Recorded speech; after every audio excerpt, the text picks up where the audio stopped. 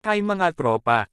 Ang puffer, na tinatawag ding swellfish o blowfish, ay miyembro ng isang grupo ng humigit-kumulang 90 species ng mga isda ng pamilyang Tetraodontidae, na kilala sa kanilang kakayahan kapag naaabala na palubuhin ng husto ang kanilang mga sarili sa tubig na nagiging hugis bilog ang anyong nito.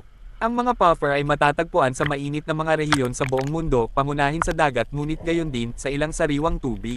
Ang mga ito ay may matigas, kadalasang matinik na mga balat at nagsalubong ng ngipin na bumubuo ng parang tuska na may hati sa gitna ng bawat panga. Ang pinakamalaking puffer ay lumalaki ng humigit kumulang 90 centimeters, 3 talampakan ang haba ngunit karamihan ay mas maliit. Maraming uri ng hayop ang nakakalason, isang lubhang nakakalason na sangkap, Tetroodontoxin, ay lalo na puro sa mga panloob na organ.